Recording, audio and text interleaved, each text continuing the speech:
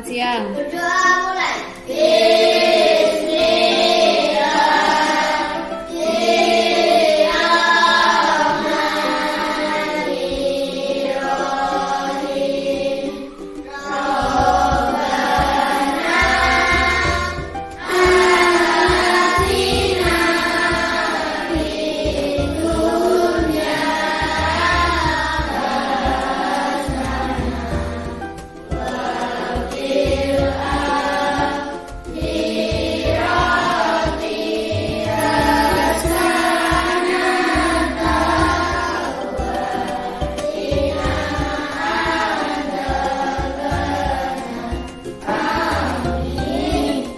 Sampai jumpa hari Senin. Saya akhiri. Wassalamualaikum warahmatullahi wabarakatuh.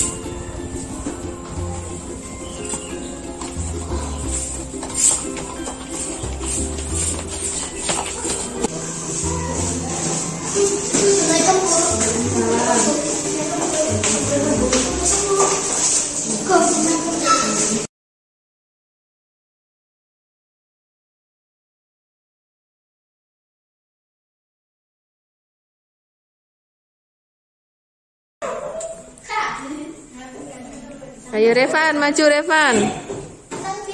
Bismillahirrahmanirrahim. Nomor 1.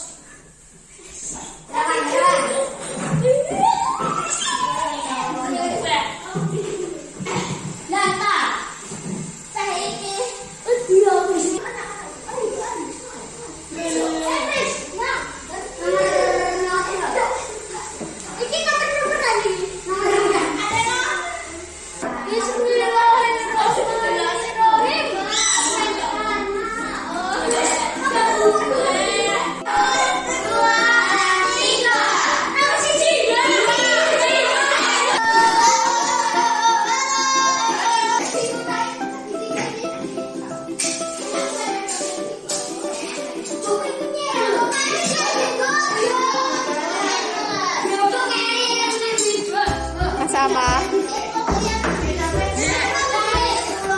Ini kelompok 2 masa apa? Masa OTW.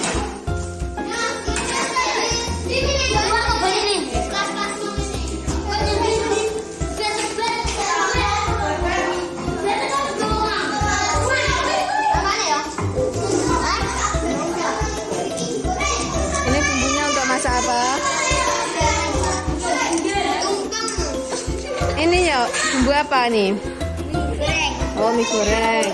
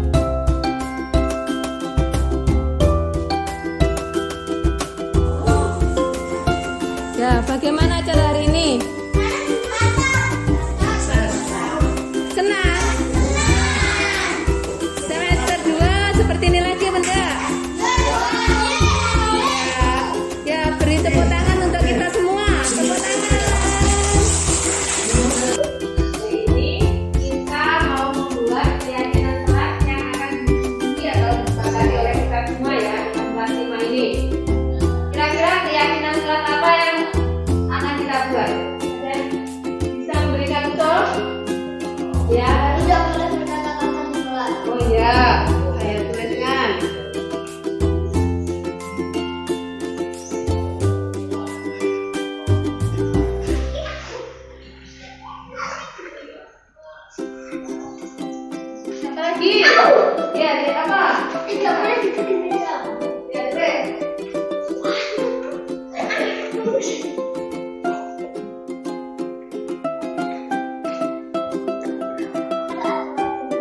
Ya, ini.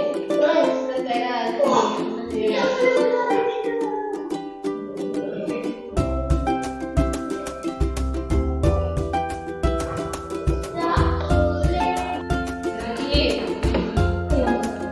Lagi ya. Datang tepat Waktu. ya.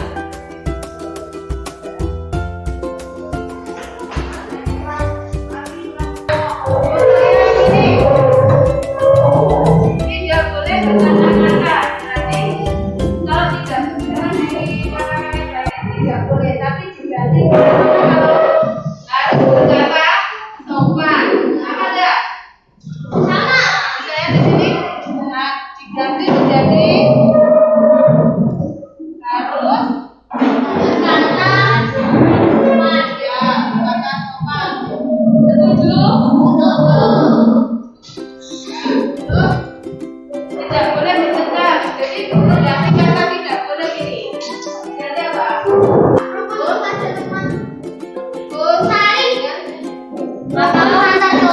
Saling menyayangi. Boleh. Harus menyayangi teman, setuju? Setuju. Tenang, taat.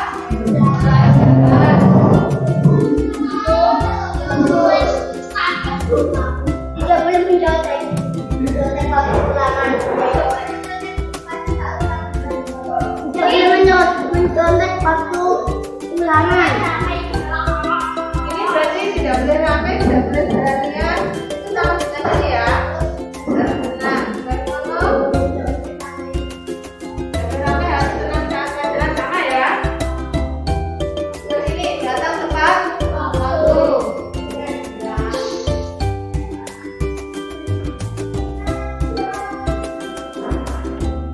Terus apa lagi? Tidak boleh waktu ulangan.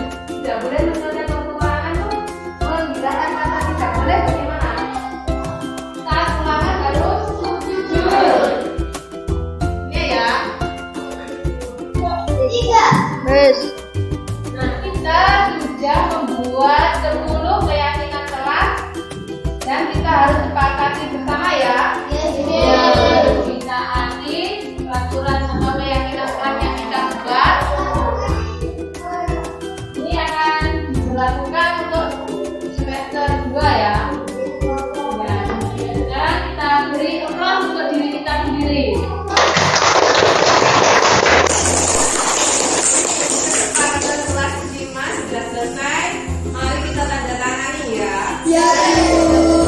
Setelah kita tanda tangani sesuai dengan imajinasi kalian. Jadi nanti Bulan berikan kertas, kemudian kalian bentuk sesuai dengan gambar yang kalian sukai, kemudian ditandatangani. Nanti gambarnya ditempelkan di sini di setiap orang ya. Ya, kita buat sekarang untuk tanda tangannya. Nah, itu Bulan sudah menyediakan kertasnya. Kalian ambil satu, terus digambar sesuai keinginan kalian. Jadi pengen gambar rumah, daun atau bunga, silahkan ambil satu-satu. Ya, silahkan dipilih kertas yang disukai.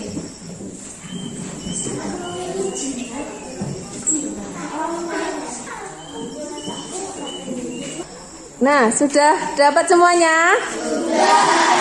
Ya, silahkan digambar sesuai keinginan kalian. Ya, silahkan digambar. Gambarnya yang besar biar nanti waktu digunting bisa dapat bentuknya. Boleh. Cerita mau gambar apa? Daun, ya.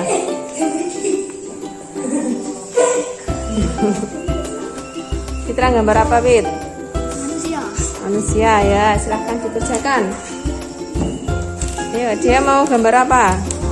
Rumah. Sherin. Awan. Awan. Oh, Rehana gambar apa, Re?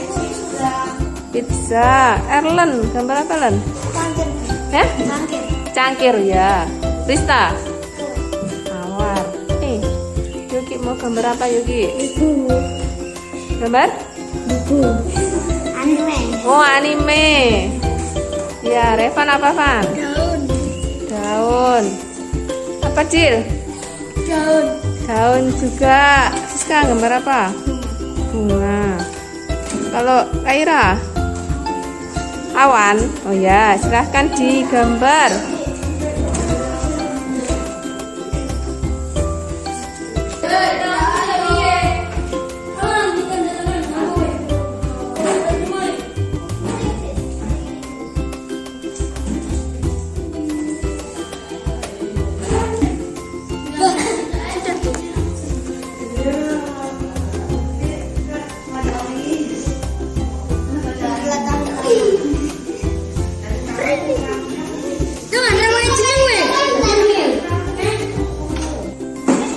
Tanda tangannya Raktoro no. Widi wali ero. Bu sudah bu ini perawat. Bu.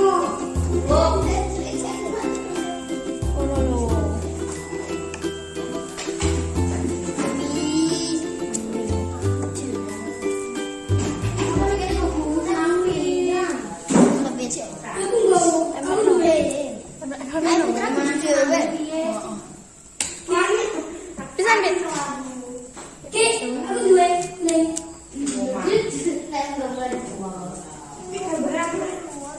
Ini siapa yang bawa kucing ya nek kali. Diusapin. Oh, tanda tangan. Nah, ini apa ya?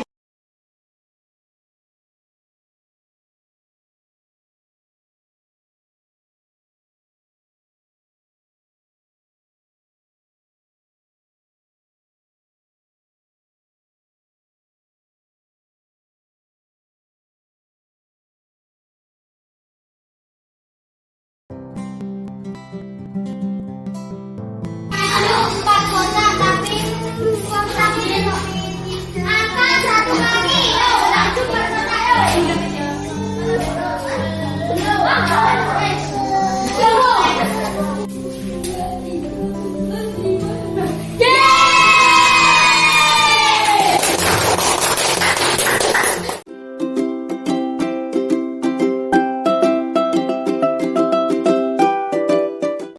Assalamualaikum warahmatullahi wabarakatuh.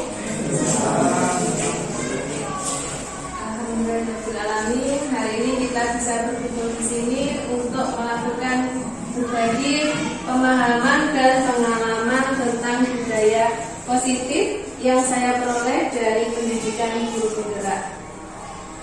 Semoga acara ini dapat berjalan lancar. Sebelum saya mulai untuk presentasi, mari kita berdoa agar acara hari ini dapat berjalan dengan lancar dan memberikan manfaat kepada kita semua. Berdoa mulai.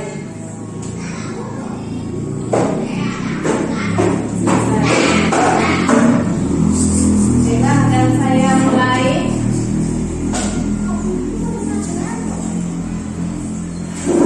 Bagi pemahaman dan pengalaman aksi nyata budaya positif oleh saya Wulan Setiawarini, kelas 117B JPP Angkatan 4 Kabupaten Tulungagung.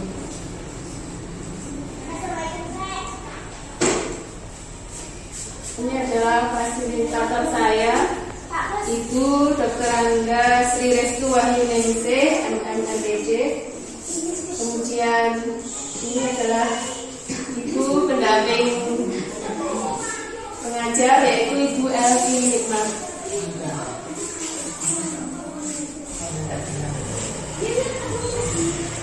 Untuk budaya positif itu adalah modul 1.4 budaya positif. Nah, sebelum menuju ke modul 1.4, saya jelaskan dulu modul yang 1.1, yaitu Filosofi Pendidikan Nasional oleh Ki Hajar Dewantara. Pemikiran Ki Hajar Dewantara bahwa guru harus berpihak pada murid, sehingga sebagai guru penggerak harus bisa menuntun murid sesuai kodratnya, baik kodrat alam maupun kodrat zaman, sehingga bisa menumbuhkan karakter positif yang kuat. Jadi kodrat alam dari anak adalah belajar dan bermain. Dan kodrat zaman harus bisa mengikuti perkembangan zaman yang ada saat ini. Kemudian modul 1.2 yaitu nilai dan peran guru penggerak. Nilai dari guru penggerak yaitu harus mandiri, reflektif, kolaboratif, inovatif, serta berpihak pada murid. Sedangkan peran guru penggerak yaitu menjadi pemimpin pembelajaran, menggerakkan komunitas praktisi, mendorong kolaborasi antar guru, menjadi coach bagi guru lain, dan mewujudkan kepemimpinan murid. Untuk modul 1.3 yaitu visi guru penggerak. Visi guru penggerak yang saya jabarkan yaitu mewujudkan sekolah yang merdeka belajar dan peserta didik berkarakter sesuai dengan profil pelajar Pancasila. Oleh sebab itu, untuk mewujudkan visi guru penggerak, maka saya harus melakukan pembiasaan yang baik, yang rutin dilakukan guru bersama murid, serta lingkungan yang selalu menerapkan budaya positif. Baiklah, selanjutnya akan kita bahas tentang 1.4 yaitu budaya positif. Peran saya sebagai guru penggerak, sebagai pemimpin pembelajaran yang menciptakan budaya positif di sekolah dengan menerapkan konsep-konsep inti seperti perubahan paradigma belajar, disiplin positif, motivasi perilaku manusia, kebutuhan dasar, posisi kontrol restitusi, keyakinan kelas, dan segitiga restitusi. Nah, tentu saja sangat ada keterkaitan dengan materi sebelumnya tadi, yaitu 1.1 Filosofi Pendidikan Nasional Ki Hajar Dewantara, 1.2 Nilai dan Peran Guru Penggerak, serta 1.3 yaitu Visi Guru Penggerak. Poin yang pertama, perubahan paradigma belajar. Membangun budaya yang positif, sekolah perlu menyediakan lingkungan yang positif, aman, dan nyaman agar murid-murid mampu berpikir, bertindak, dan mencipta dengan merdeka, mandiri, dan bertanggung jawab. Salah satu strategi yang perlu ditinjau ulang adalah bentuk disiplin yang dijalankan selama ini di sekolah-sekolah kita. Marilah menyamakan model berpikir kita tentang disiplin itu sendiri. Lazimnya disiplin dikaitkan dengan kontrol. Nah, dalam hal ini kontrol guru dalam menghadapi murid. Di bawah ini adalah paparan dari Dr. William Fraser dalam kontrol teori untuk meluruskan beberapa miskonsepsi tentang kontrol. Nah, ilusi yang pertama, ilusi guru mengontrol murid. Pada dasarnya, kita tidak dapat memaksa murid untuk berbuat sesuatu jikalau murid tersebut memilih untuk tidak melakukannya. Jadi, walaupun tampaknya kita sedang mengontrol perilaku murid, hal ini karena murid tersebut sedang mengizinkan dirinya untuk dikontrol.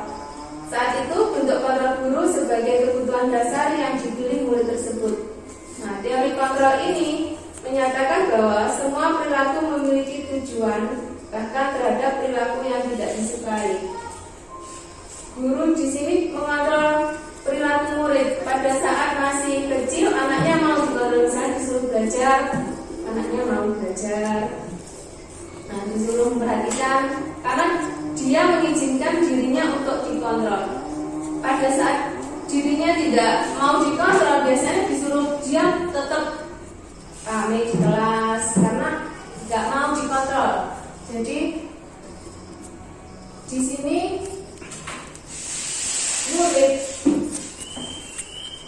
menempatkan dirinya untuk mau dikontrol oleh guru. Yang kedua, ilusi bahwa semua penguatan positif, efektif, dan bermanfaat. Penguatan positif atau bujukan adalah bentuk-bentuk kontrol. Segala usaha untuk mempengaruhi murid agar mengulangi suatu perilaku tertentu adalah suatu usaha untuk mengontrol murid dalam jangka waktu tertentu. Kemungkinan murid tersebut akan menyadarinya dan mencoba untuk menolak bujukan kita. Atau bisa jadi murid tersebut menjadi tergantung pada pendapat sang guru untuk berusaha. Misal kalau disuruh belajar, belajar. Karena sudah terbiasa kalau gurunya tidak menyuruh anak untuk belajar, akhirnya dia tidak belajar. Karena sudah dibujuk setiap hari, kalau nggak dibujuk dia nggak mau. Jadi tergantung, ketergantungan.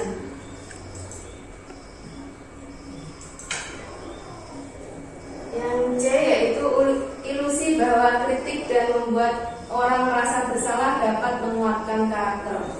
Nah, menggunakan kritik dan rasa bersalah untuk mengontrol murid menuju pada identitas gagal. Mereka belajar untuk merasa buruk tentang diri mereka. Mereka mengembangkan dialog diri yang negatif. Nah, kadang-kadang sulit bagi guru untuk mengidentifikasi bahwa mereka melakukan perilaku ini.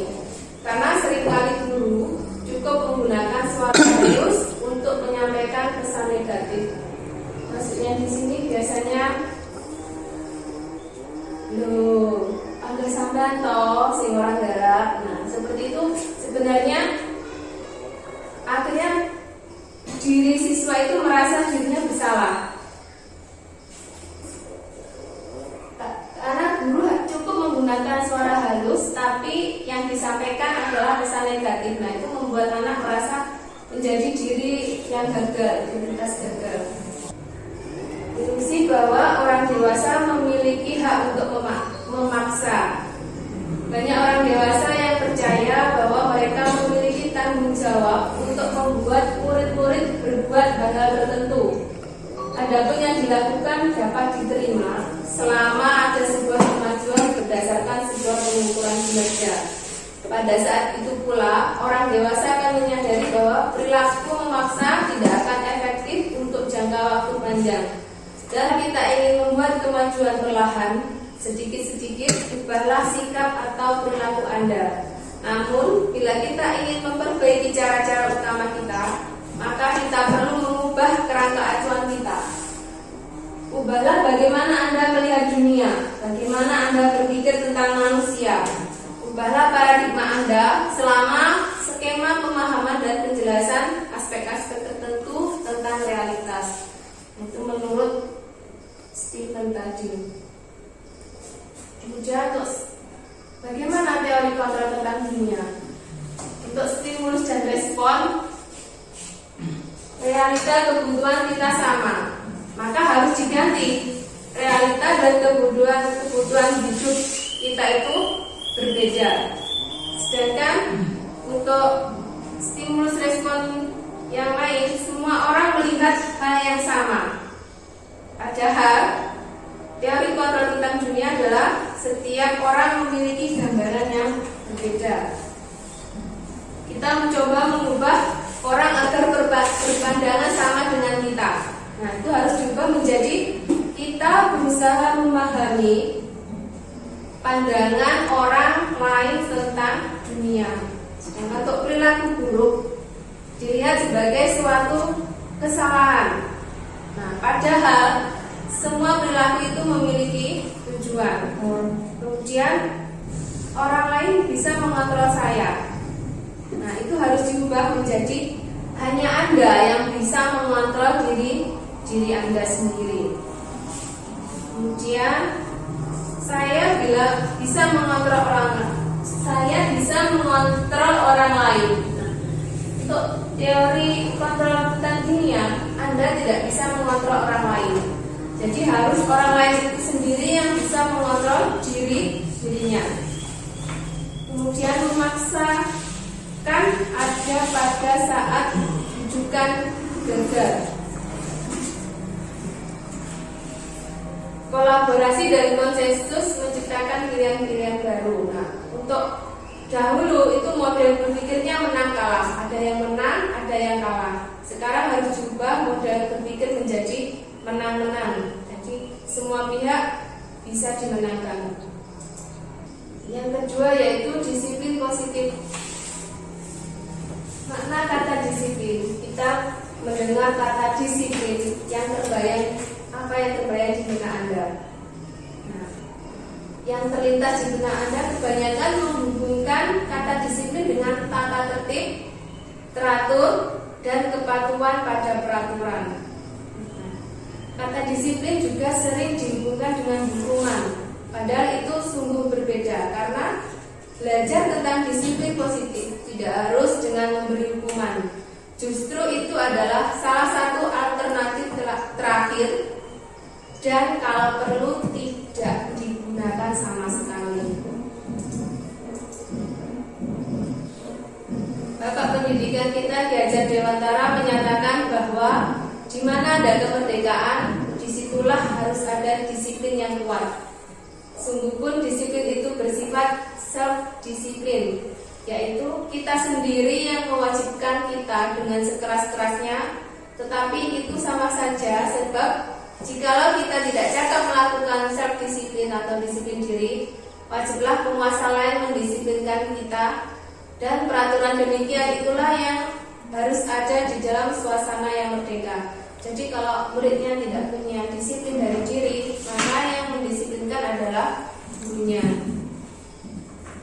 Nah, Ki Hajar menyatakan bahwa untuk mencapai kemerdekaan atau dalam konteks pendidikan kita saat ini, untuk menciptakan murid yang merdeka, syarat utamanya adalah harus ada disiplin yang kuat. Disiplin yang dimaksudkan adalah disiplin diri yang memiliki motivasi internal.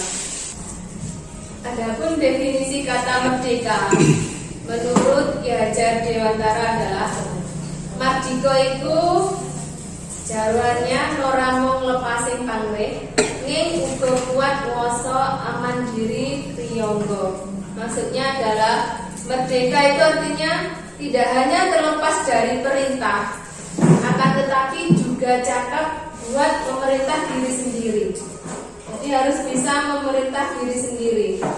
Karena musuh terbesar kita adalah diri kita sendiri.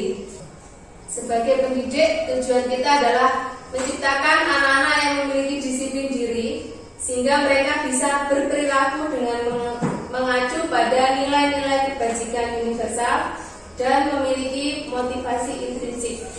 Jadi motivasi dalam diri, bukan ekstrinsik.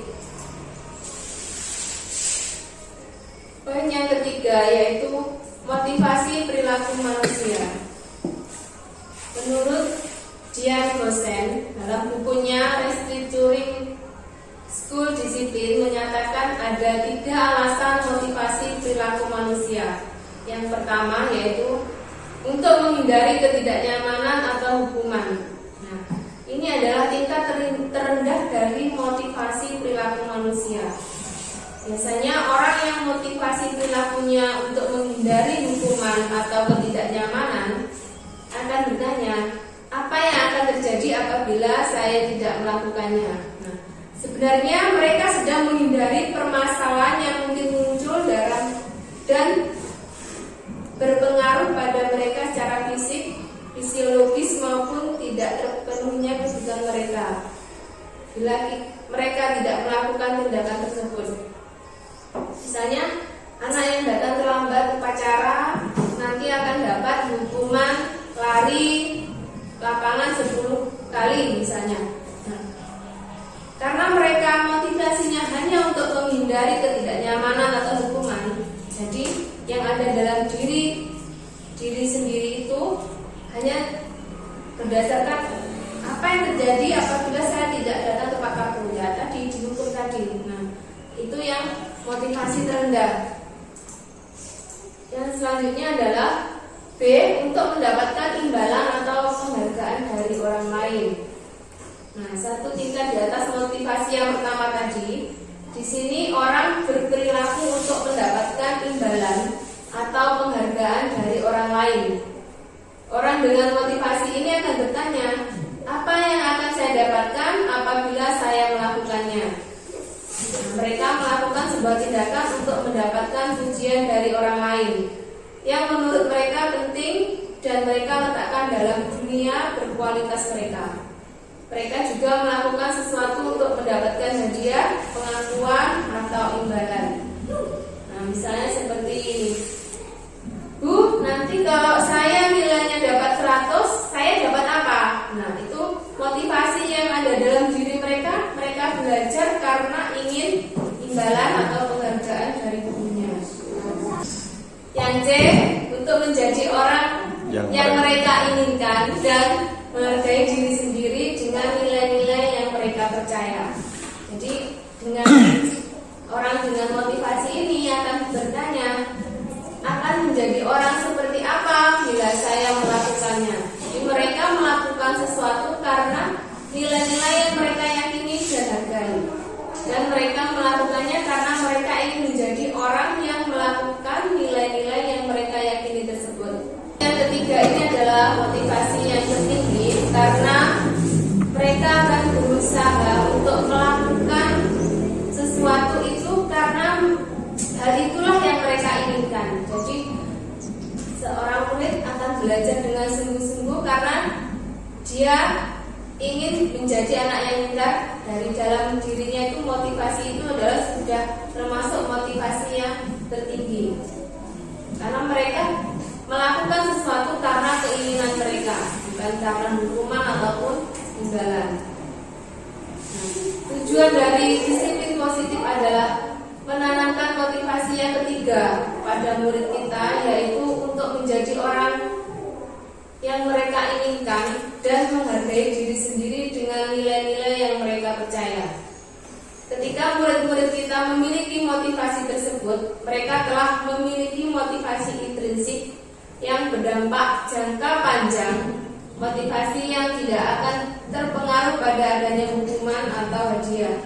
Mereka akan tetap berperilaku baik dan berlandaskan nilai-nilai kebajikan karena mereka ingin menjadi orang yang menjunjung tinggi nilai-nilai yang mereka hargai. Poin yang keempat, kebutuhan dasar manusia. Seluruh tindakan manusia memiliki tujuan tertentu. Semua yang kita lakukan adalah usaha terbaik kita untuk mendapatkan apa yang kita inginkan. Sebetulnya saat itu kita sedang memenuhi satu atau lebih dari suatu kebutuhan dasar kita. Sedangkan kebutuhan dasar manusia yaitu kebutuhan untuk bertahan hidup atau survival, cinta dan kasih sayang, love and belonging, kebebasan, freedom, kesenangan, fun, dan penguasaan atau power. Ketika seorang murid melakukan suatu perbuatan yang bertentangan dengan nilai-nilai kebajikan atau melanggar peraturan, hal itu sebenarnya dikarenakan mereka gagal memenuhi kebutuhan dasar mereka. Seperti ini, kesenangan, cinta dan kasih sayang, kebebasan, penguasaan, dan yang di tengahnya adalah kebutuhan untuk bertahan hidup.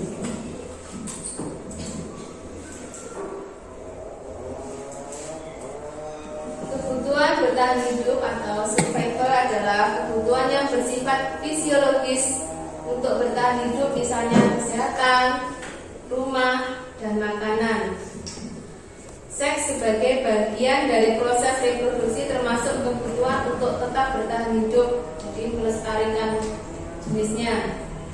Komponen psikologis pada kebutuhan ini untuk meliputi kebutuhan akan perasaan aman. Jadi untuk yang kebutuhan bertahan hidup itu bersifat fisiologis. Jadi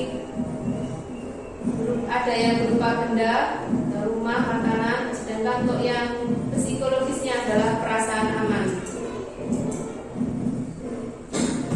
Yang kedua, cinta dan kasih sayang, kebutuhan untuk diterima. Kebutuhan ini dan tiga kebutuhan berikutnya adalah kebutuhan dalam bidang psikologis Kebutuhan untuk mencintai dan memiliki meliputi kebutuhan akan hubungan dan koneksi sosial. Kebutuhan untuk memberi dan menerima kasih sayang dan kebutuhan untuk merasa menjadi bagian dari suatu kelompok. Kebutuhan ini meliputi keinginan untuk tetap terhubung dengan orang lain seperti teman, keluarga, pasangan hidup, teman kerja, binatang peliharaan, dan kelompok. Anak-anak yang memiliki kebutuhan dasar cinta dan kasih sayang yang tinggi biasanya ingin disukai dan diterima oleh lingkungannya. Mereka juga akrab dengan orang tuanya. Biasanya mereka belajar karena suka pada gurunya.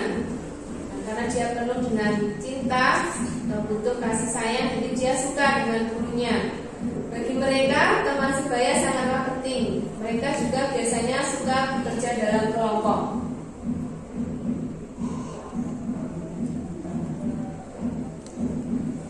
Yang C adalah penguasaan atau kebutuhan pengakuan atas kemampuan.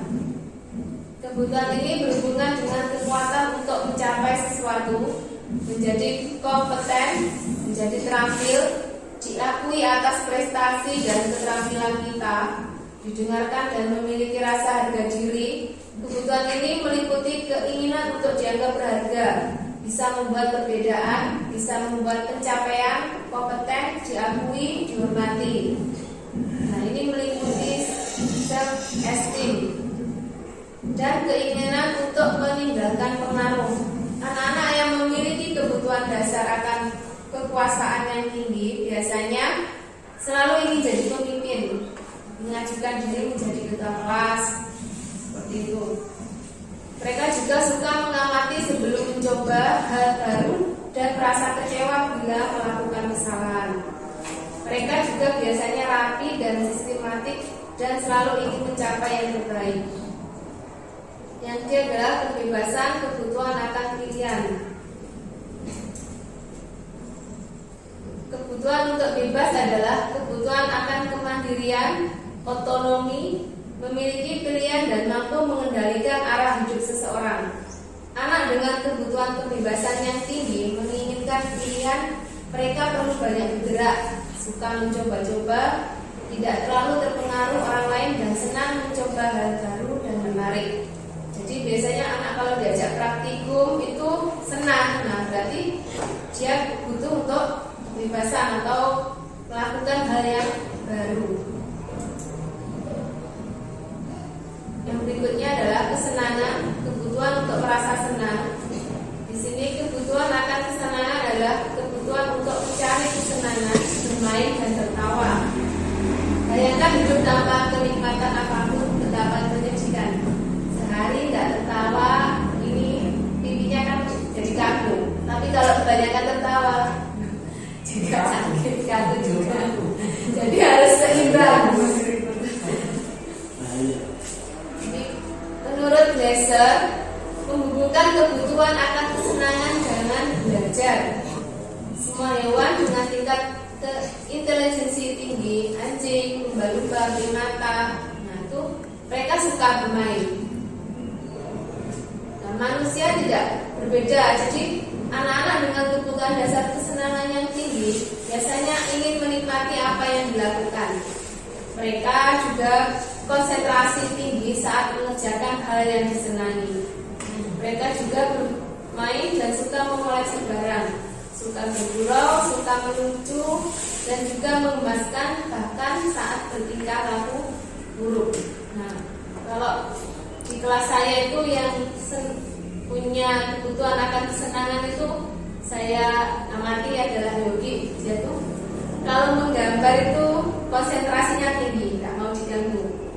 Nah, seperti itu. Jadi setiap anak punya kebutuhan dasar masing-masing.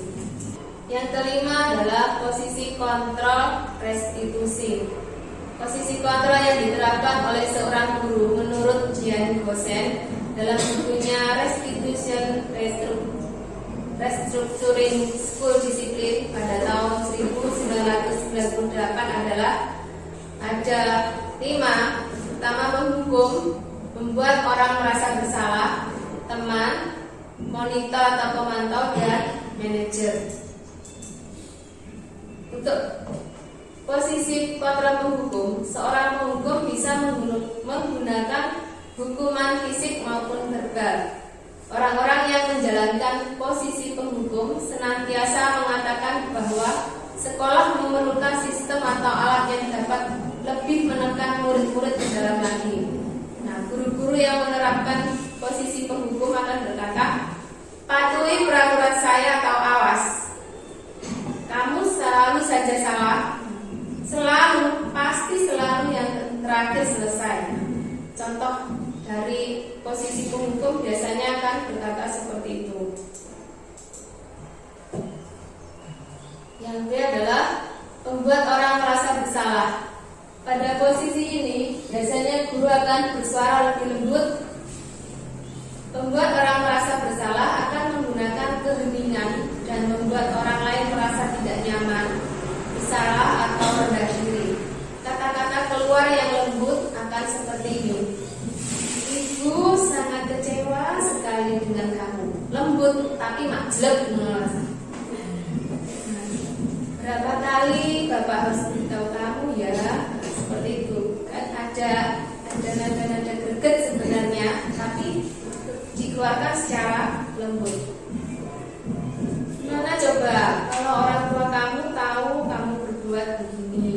Nah, di posisi ini murid akan memiliki penilaian diri yang buruk tentang diri mereka. Murid merasa tidak berharga dan telah mengecewakan orang-orang yang disayangi. Selanjutnya, posisi kontrol guru sebagai teman. Guru pada posisi ini tidak akan menyakiti murid, namun akan tetap berupaya mengontrol murid melalui persuasi. Posisi teman pada guru bisa negatif maupun positif. Positif di sini berupa hubungan baik yang terjalin antara guru dan murid. Guru di posisi teman menggunakan hubungan baik dan humor untuk mempengaruhi seseorang. Mereka akan berkata, ayo bantulah demi Bapak ya. Nah, mereka dianggap sebagai teman. Ayo ingat tidak bantuan Bapak selama ini. Ya sudah, kali ini tidak apa-apa, nanti Ibu bantu bereskan. Hal negatif dari posisi teman adalah bila suatu saat guru tersebut tidak membantu, maka murid akan kecewa dan berkata, saya pikir Bapak atau Ibu teman saya. Jadi karena tidak dibantu tadi, murid merasa dikecewakan dan tidak mau lagi berusaha. Hal ini yang mungkin timbul adalah murid hanya akan bertindak untuk guru tertentu dan tidak untuk guru lainnya. Murid akan tergantung pada guru tersebut.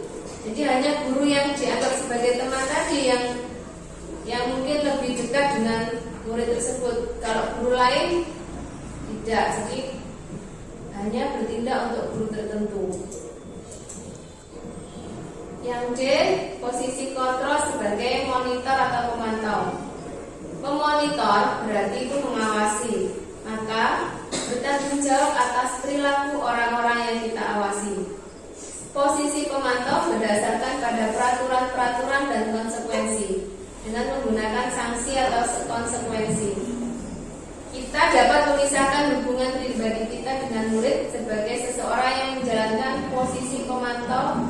Pertanyaan yang diajukan seorang pemantau biasanya peraturannya apa? Apa yang telah kamu lakukan? Nah, kalau kamu melakukan ini, sanksi atau konsekuensinya apa? Nah, seorang pemantau sangat mengandalkan penghitungan catatan data yang dapat digunakan sebagai bukti atas perilaku seseorang.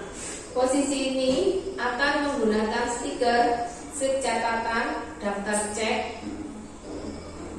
Posisi monitor sendiri berawal dari teori stimulus respon yang menunjukkan tanggung jawab guru dalam mengontrol murid. Selanjutnya posisi manajer. Posisi manajer adalah posisi mentor di mana guru berusaha berbuat sesuatu bersama dengan murid, mempersilahkan murid mempertanggungjawabkan perilakunya, mendukung agar murid dapat menemukan solusi atas permasalahannya sendiri.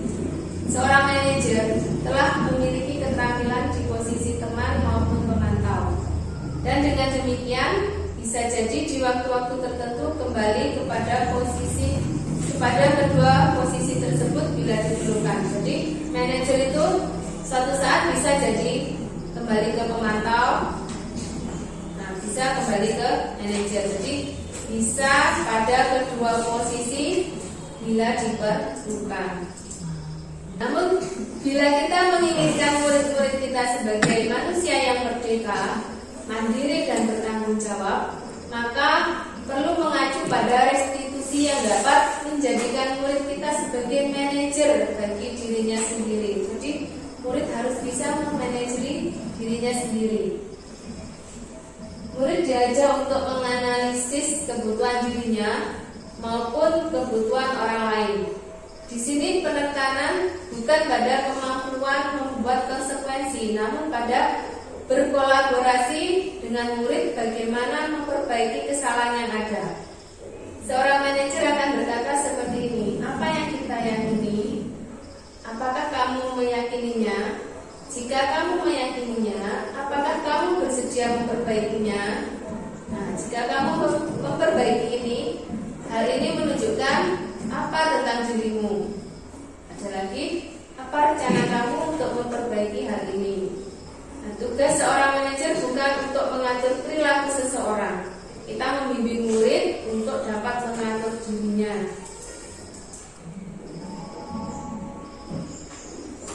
Posisi kontrol seorang guru adalah pencapaian posisi manajer. Karena di posisi inilah murid dapat menjadi pribadi yang mandiri, merdeka dan bertanggung jawab atas segala perilaku dan sikapnya, yang pada akhirnya dapat menciptakan lingkungan positif, nyaman dan aman. Jadi kita sebagai guru harus bisa menjadi posisi kontrol seorang manajer. Poin yang keenam adalah keyakinan kelas. Setiap tindakan atau perilaku yang kita lakukan di dalam kelas dapat menentukan terciptanya suatu lingkungan positif. Untuk terbentuknya budaya positif, pertama-tama perlu diciptakan dan disepakati. Jadi yang pertama, kita menciptakan dulu keyakinan kelas apa yang kita buat, kemudian disepakati keyakinan atau prinsip-prinsip dasar bersama di antara para warga kelas. Jadi warga kelas di sini adalah guru dan murid. Mengapa keyakinan kelas? Mengapa tidak peraturan kelas saja? Nah, suatu keyakinan akan lebih memotivasi seseorang dari dalam. Suatu motivasi secara intrinsik, seseorang akan lebih tergerak dan bersemangat untuk menjalankan keyakinannya daripada hanya sekedar mengikuti serangkaian peraturan. Murid-murid pun demikian. Jadi mereka perlu mendengarkan dan mendalami suatu keyakinan daripada hanya mendengar peraturan-peraturan yang mengatur mereka harus berlaku begini atau begitu. Pembentukan keyakinan kelas. Nah, keyakinan kelas ini bersifat lebih abstrak daripada peraturan dan lebih rinci dan konkret. Keyakinan kelas berupa pernyataan universal. Pernyataan keyakinan kelas senantiasa dibuat dalam bentuk positif. Dalam bentuk positif itu misalnya dilarang ramai. Nah, dilarang itu adalah bentuk negatif. Jadi diganti menjadi harap tenang. Nah, seperti itu. Keyakinan kelas hendaknya tidak terlalu banyak sehingga mudah diingat dan dipahami oleh semua warga kelas. Keyakinan kelas sebaiknya sesuatu yang dapat diterapkan di lingkungan tersebut. Semua warga kelas hendaknya ikut berkontribusi dalam pembuatan keyakinan kelas lewat kegiatan curah pendapat. Jadi sebelum ditentukan keyakinan kelas itu, maka semua siswa dan guru saling berpendapat agar dapat terpilih mana-mana saja yang bisa dijadikan keyakinan kelas. Bersedia meninjau kembali keyakinan kelas dari waktu ke waktu. Yang ketujuh adalah segitiga restitusi, sebuah cara menanamkan disiplin positif pada murid. Restitusi membantu murid menjadi lebih memiliki tujuan, disiplin positif, dan memulihkan dirinya setelah berbuat salah. Penekanannya bukanlah pada bagaimana berperilaku untuk menyenangkan orang lain atau menghindari ketidaknyamanan, namun tujuannya adalah menjadi orang yang menghargai nilai-nilai kebajikan yang mereka percayai. Melalui restitusi, ketika murid berbuat salah, guru akan menanggapi dengan cara yang memungkinkan murid untuk membuat evaluasi internal tentang apa yang dapat mereka lakukan untuk memperbaiki kesalahan mereka dan mendapatkan kembali harga dirinya. Restitusi menguntungkan korban, tetapi juga menguntungkan orang yang telah berbuat salah. Ini sesuai dengan prinsip teori kontrol William Glasser tentang solusi menang-menang. Ciri-ciri restitusi yang membedakannya dengan program disiplin lainnya adalah restitusi bukan untuk menebus kesalahan, namun untuk belajar dari kesalahan. Restitusi memperbaiki hubungan. Restitusi adalah tawaran, bukan paksaan. Dan restitusi menuntun untuk melihat ke dalam diri. Restitusi mencari kebutuhan dasar yang mendasari tindakan. Restitusi diri adalah cara yang paling baik. Restitusi fokus pada karakter, bukan tindakan. Jadi dia menguatkan karakter dan fokus pada solusi. Restitusi mengembalikan murid yang berbuat salah pada kelompoknya. Nah, proses ini meliputi 3 tahap dan setiap tahapnya berdasarkan pada prinsip penting dari teori kontrol, yaitu langkahnya menstabilkan identitas atau stabilis the identity. Kita semua akan melakukan hal terbaik yang bisa kita lakukan.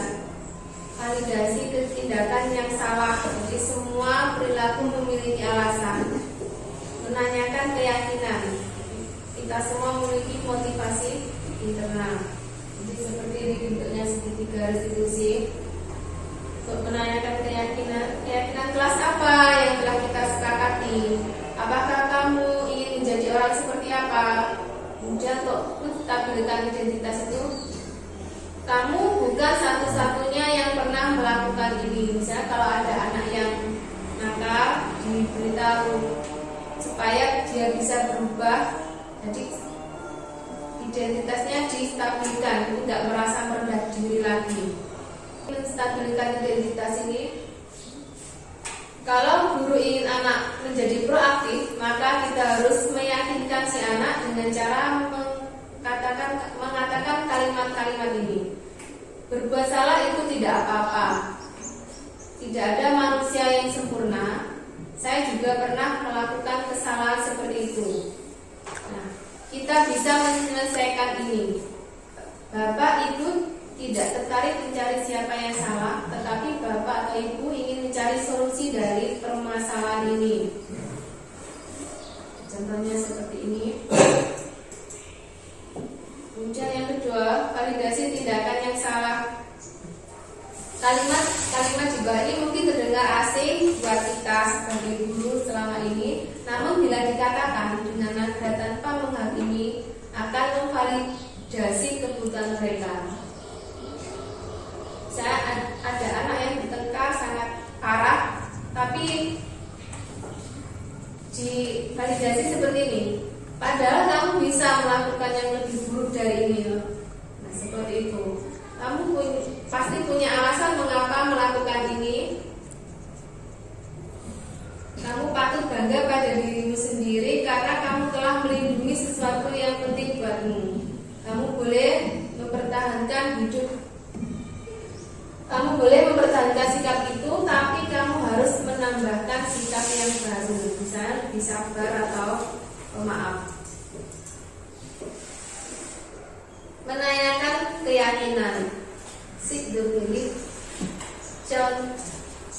Teori kontrol menyatakan bahwa kita pada dasarnya termotivasi secara internal ketika identitas sukses telah tercapai.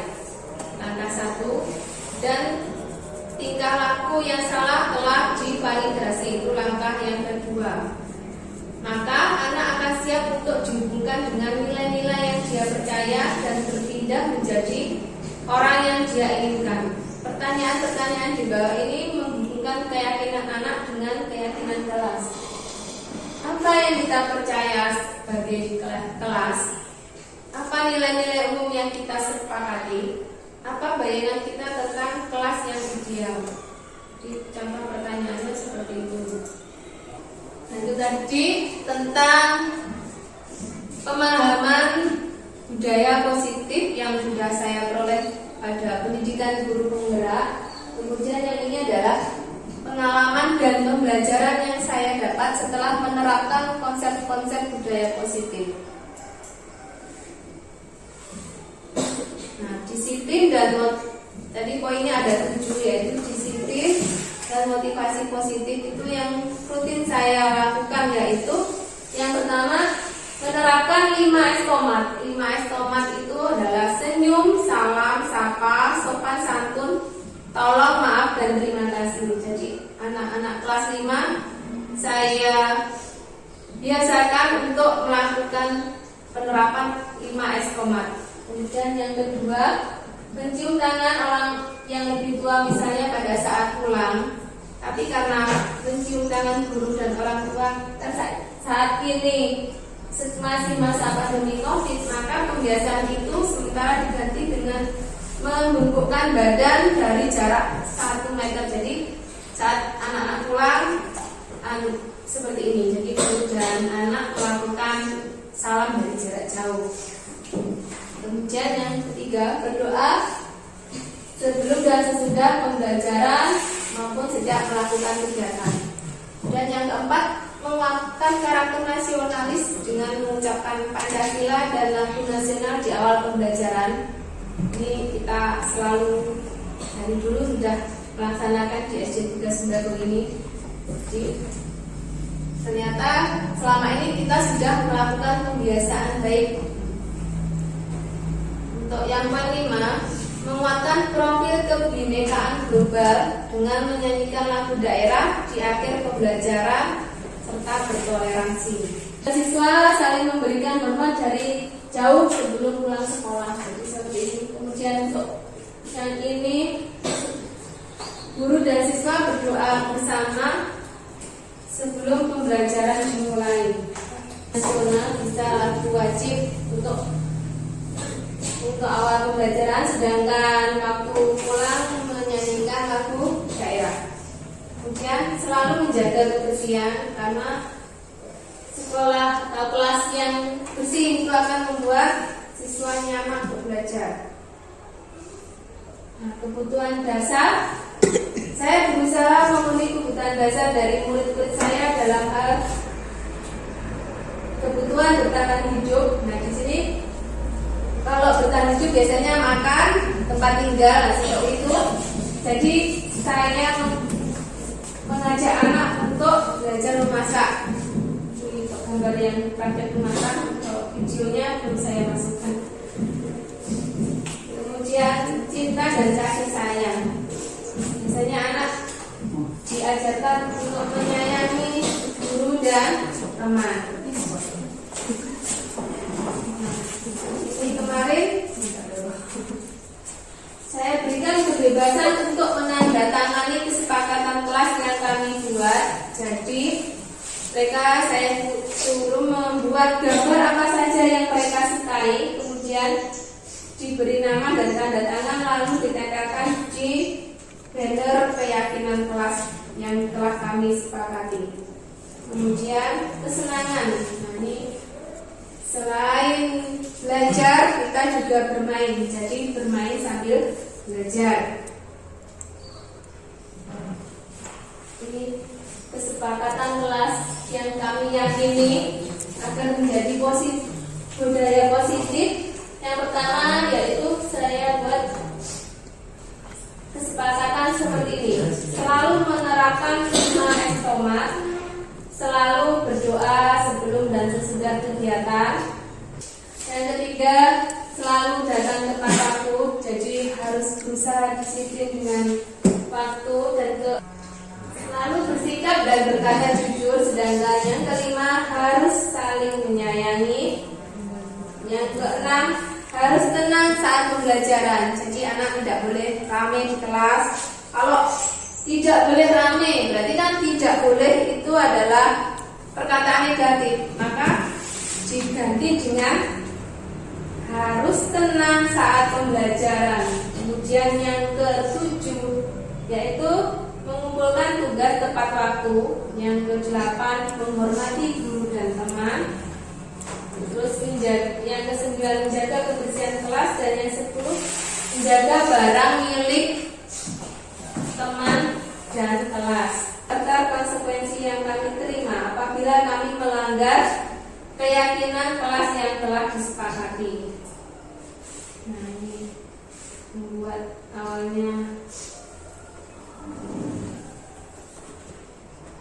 Nah, posisi kontrol dan segitiga restitusi. Posisi kontrol yang saya ambil adalah sebagai manajer dengan tujuan dapat menerapkan restitusi yang tepat untuk murid yang bermasalah ketika melanggar keyakinan kelas maupun peraturan sekolah. Merdeka belajar, guru bergerak, Indonesia maju. Ya, salam bahagia dan terima kasih. Selanjutnya saya persilakan kepada Bapak Ibu guru, jika ada hal yang ingin ditanyakan atau mungkin lebih ke penjelasan yang lain, saya persilakan. Saya Bu. Ya, silakan. Pelajar Pancasila itu. Ya, terima kasih. Untuk pertanyaan selanjutnya. Izin bertanya, Bu. Ya, Pak. Terima kasih. Assalamualaikum warahmatullahi wabarakatuh. Waalaikumsalam warahmatullahi wabarakatuh. Dari yang Bu Wulan paparkan tadi, ada beberapa hal yang menurut saya begitu menarik. Ada yang seperti budaya positif tadi yang sudah dipaparkan, sudah hal-hal terkait dengan merubah pola, misalnya kalimat bagaimana kita menyampaikan ke siswa. Terus dari yang bulan dapatkan dari kegiatan guru penggerak ini, adakah atau kira-kira bisakah ini untuk diterapkan di lain kelas? Misalnya kalau di bulan kan masih di kelas 5, mungkin kalau di kelas 1 bagaimana? Soalnya kan dengan kebinekaan kelas 1 yang seperti kita ketahui. Itu yang pertama. Yang kedua, tadi contoh segitiga restitusi yang bisa dilakukan itu seperti apa? Saya kira itu saja. Terima kasih. Assalamualaikum warahmatullahi wabarakatuh.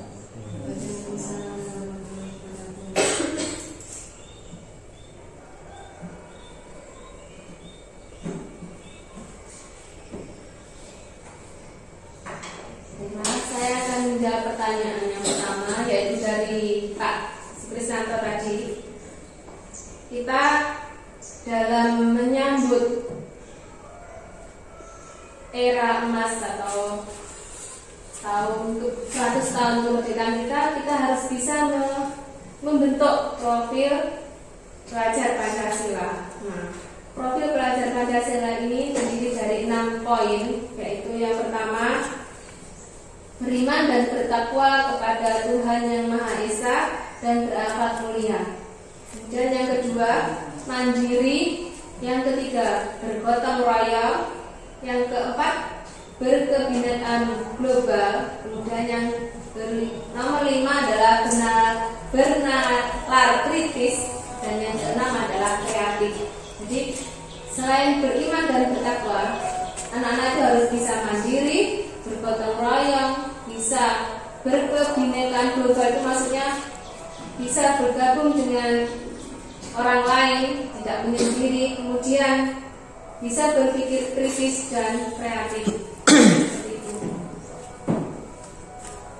Kemudian untuk Pak Topan tadi, apakah budaya positif ini bisa dilakukan di kelas 1? Nah, di sini pada saya ikut pendidikan guru penggerak, dalam satu kelas saya itu ada 20 orang. Di situ terdiri dari guru TK, guru SD, SMP, dan SMA. Jadi sifatnya universal. Artinya apa? Budaya positif ini bisa diterapkan di TK kelas 1 sampai kelas 6, SMP, dan SMA. Kemudian untuk keyakinan kelas misalnya, untuk yang kelas 1 kan masih anaknya masih usianya kan masih kecil, masih sekitar 6 atau 7, 8 tahun. Untuk keyakinan kelasnya tidak usah terlalu muluk. Misalnya kalau di kelas kami kan ada menjaga, di kelas kami ada mengumpulkan tugas tepat waktu. Nah, seperti itu. Kalau mungkin kelas 1 bisa hanya menjaga kebersihan, kemudian berkata sopan, nah, seperti itu. Jadi hanya sedikit-sedikit. Karena keyakinan kelas itu dibuat tidak terlalu banyak supaya anak lebih mudah untuk menjalankannya. Kemudian untuk pertanyaan kedua, contoh segitiga restitusi. Contoh segitiga restitusi yang telah saya lakukan, misalnya kasus 1 itu Tasya seorang murid kelas 5, dia datang terlambat.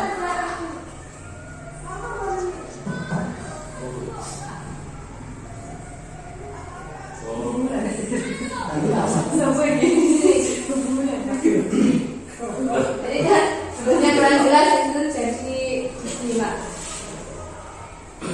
Yang misalnya seperti ini, pada waktu pembelajaran Tasya terlambat. Nah, ini Tasya datang terlambat. Bilang Iya, siapa Tasya yang bilang?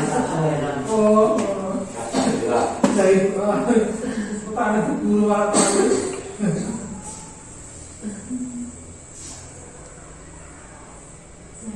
Pada saat anak terlambat, guru tidak perlu marah-marah.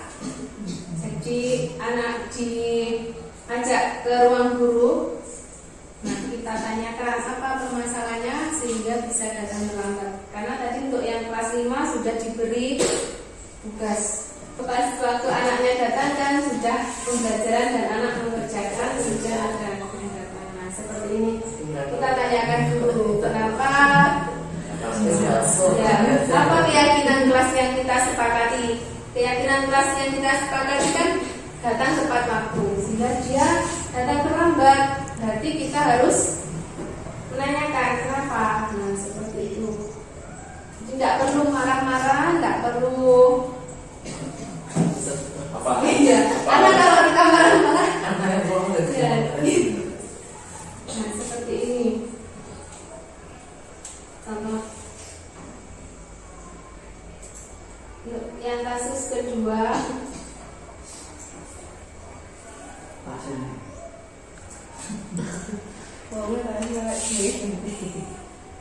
nah, kalau anak dilakukan restitusi itu biasanya lebih tenang, karena kalau tidak direstitusi kan takut setiap hari datang terlambat. Nah, akhirnya timbul rasa mangkel dalam hati.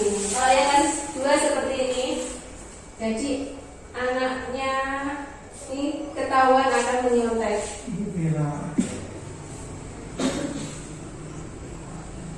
Ini restitusi ini pada bulan Desember, pas waktu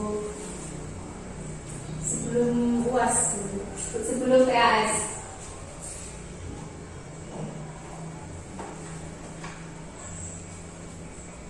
Jadi nggak boleh marah. Ya, karena ya seperti tadi kita sebagai guru harus menuntun kodrat anak, ya tidak boleh dimarahi. Cuma dibilangin terus besok mulai lagi marah. Nggak boleh marah lagi.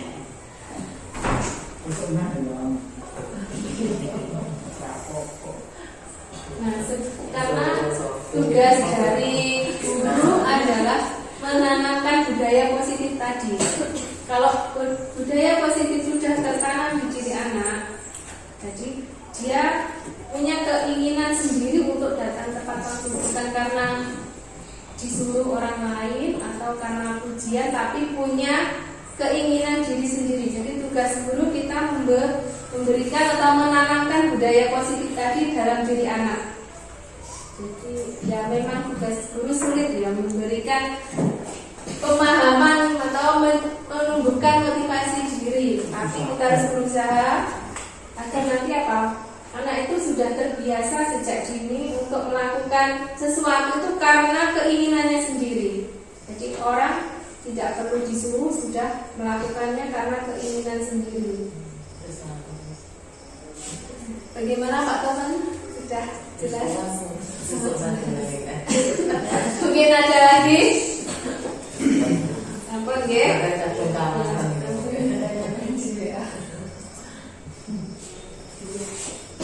Kita taruh closing sebelum closing. Nggih. Nah, yang sudah saya buat yaitu 5 S tomat supaya lebih mudah menggambarkannya. 5 S tomat terpenak. 5 S tomat. Apa saja 5 S tomat? Yaitu senyum, sapa, salam, sopan, santun, tolong, maaf, dan terima kasih. Kadang anak itu pinjam tapi pinjam penghapusmu, tapi langsung cara kebalikannya dilempar. Nah, itu supaya tidak seperti itu lagi. Jadi setiap pinjam harus setelahnya bilang terima kasih. Memang sulit untuk pertama kalinya menerapkan, itu sulit karena anak kelas 5 biasanya kan seperti itu, main pinjam, selesai pinjam dilempar.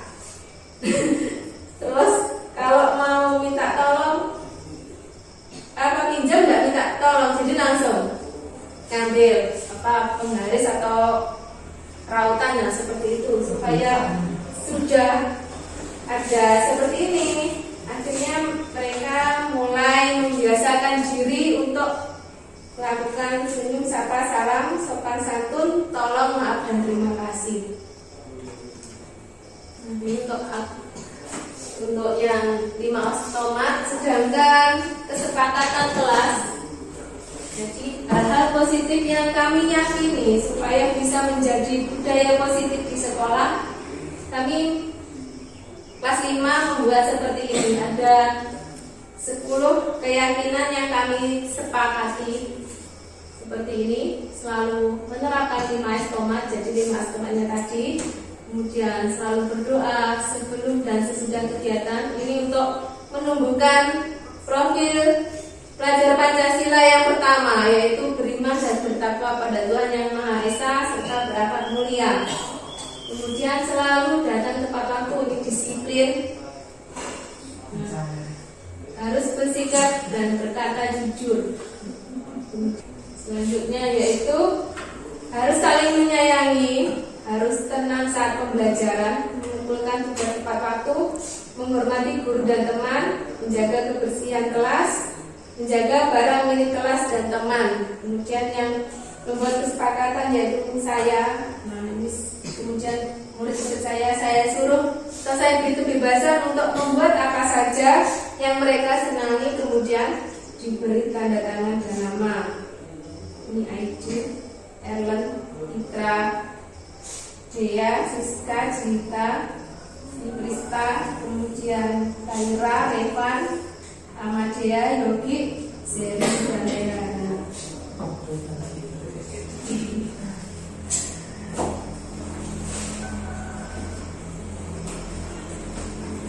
Terima kasih telah hadir dalam acara berbagi pengalaman dan pemahaman budaya positif.